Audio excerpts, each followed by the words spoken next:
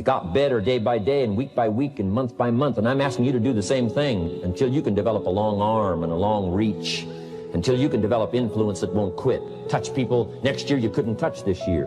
Touch people now you couldn't touch before. Conduct a meeting now you couldn't conduct before. Heart and soul now mixed in there that wasn't theirs, missing before.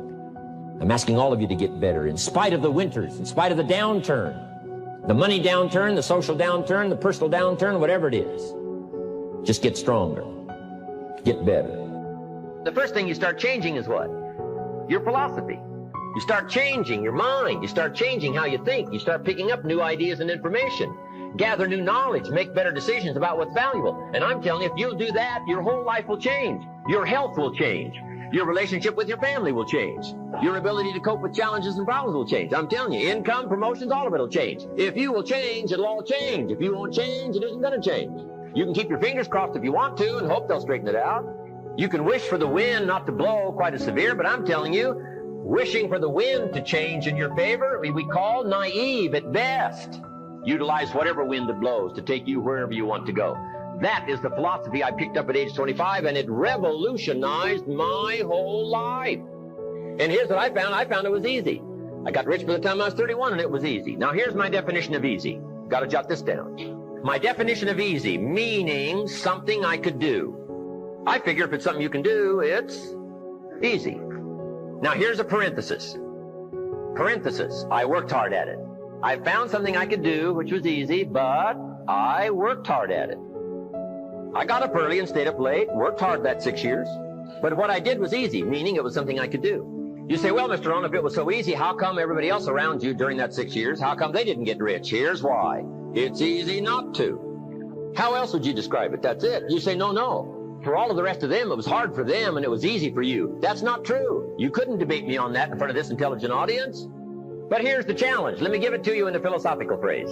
I tend to be a little philosophical. Here it is. The things that are easy to do are also easy not to do. That's the difference between success and failure. I did not neglect to do the easy things I could do every day for 6 years. Underline, I did not neglect. That's the key. I found something easy I could do that led to fortune, and I did not neglect to do it. And here's the problem with neglect. It starts as an infection. And if you don't take care of it, it becomes a disease. And here's what else is the problem. One neglect leads to another. Neglect to do wise things with your money, you'll probably neglect to do wise things with your time.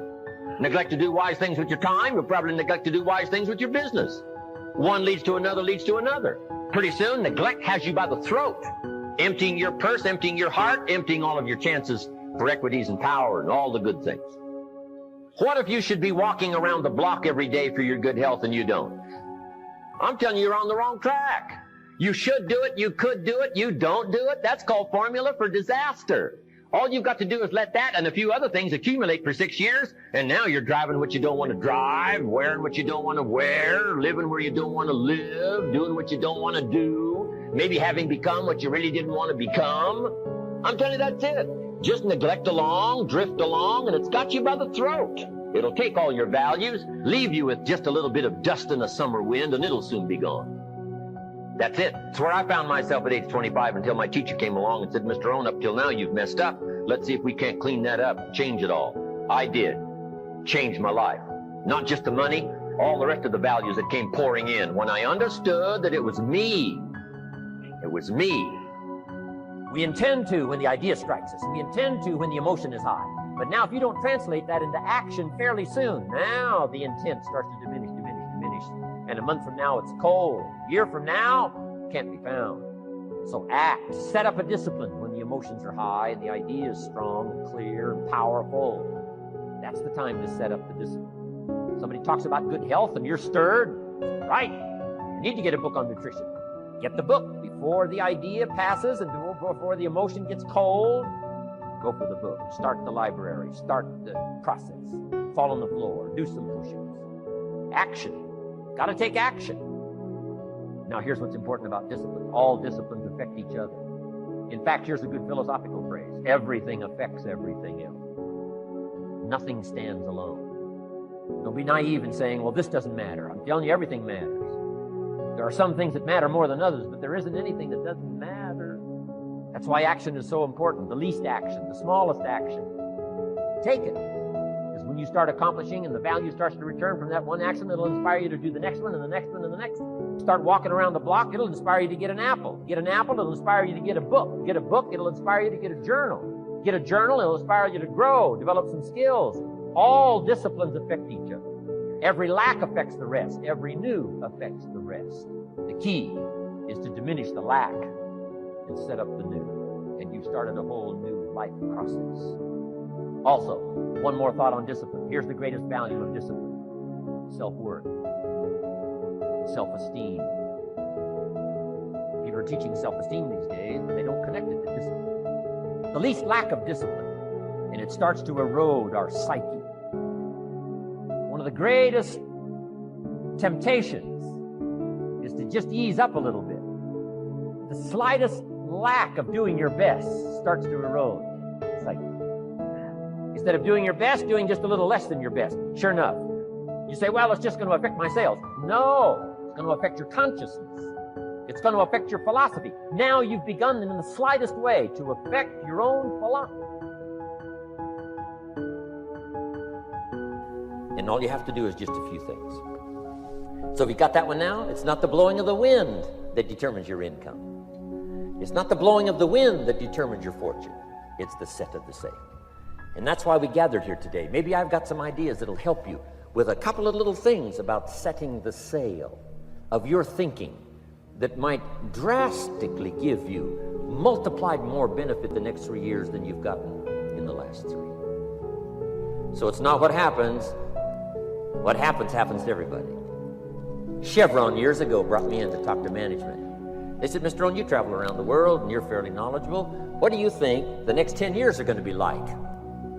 I said, gentlemen, I can tell you I do know the right people. So they all leaned forward and listened carefully. And I said, gentlemen, the next 10 years are going to be about like the last 10.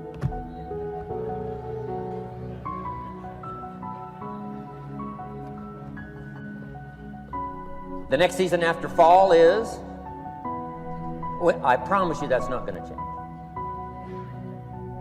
After day comes night. I promise you that's not going to change. Here's how the last 6,000 years reads. If you want to make a note of Jim Rohn's vision of history the last 6,000 years, here's how it reads. Opportunity mixed with difficulty. And if we're around another 6,000 years, it's going to read like that looks like for the next 6,000 years. Opportunity mixed with difficulty. Now, sometimes there seems to be more opportunity than difficulty, and then sometimes there seems to be more difficulty than opportunity, but the mix isn't going to change. After expansion comes recession. But after recession comes expansion. Not to think so, see, is naive. And once you've got just a little of this stuff settled, then you know exactly what to do. You know exactly what to anticipate, so you can be ready. Now, here's the next one, and I heard it in my invitation. Here's what it says. For things to change, you have to change. I was hoping the government would change, and taxes would change, and economics would change, and my boss would change and be more generous. I wished for everything to change, and my teacher said, no, Mr. Rohn, for things to change for you, you have to change. Don't wish it was easier, wish you were better. Once I understood this, this altered the course of my life. Don't wish it was easier, wish you were better.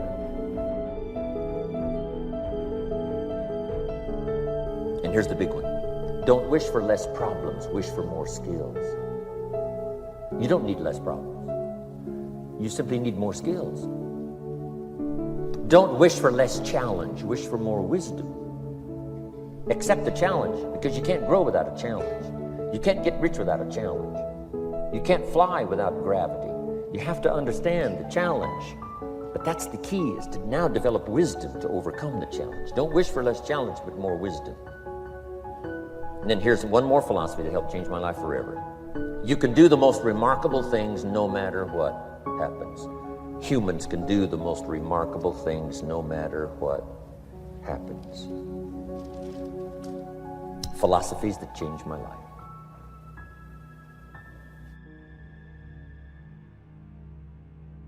Thank you for joining me today. I want to talk to you about something powerful, something that has the potential to transform your life and lead you to extraordinary success. It's a concept that I hold dear, and that is the art of visualization. You see, before you embark on any journey, before you set out to achieve your goals, it is imperative that you first visualize them with utmost clarity. Visualization is like creating a blueprint for your future, a roadmap that guides your actions and steers you toward your desired destination. When I say visualization, I don't mean simply daydreaming or fantasizing about your goals. Visualization involves the power of your imagination, your ability to create a vivid mental image of what you want to achieve. Picture this. A sculptor with a vision stands before a block of marble.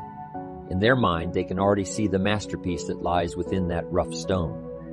With every strike of the chisel, they carve away the excess, revealing the true beauty that was hidden. In the same way, you must be the sculptor of your own destiny.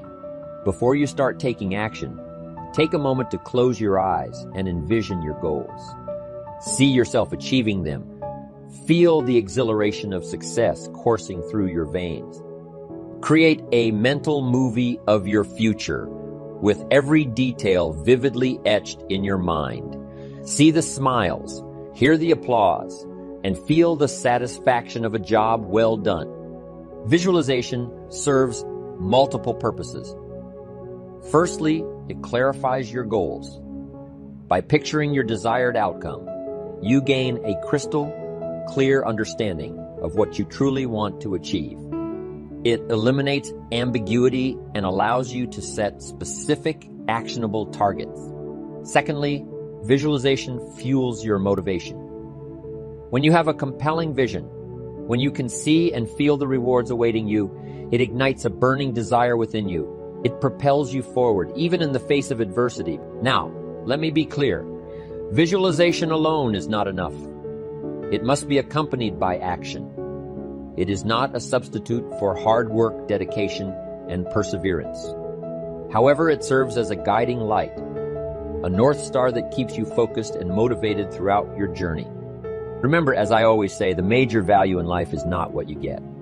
The major value in life is what you become. Visualize the person you will become in the pursuit of your goals, and let that vision guide you every step of the way.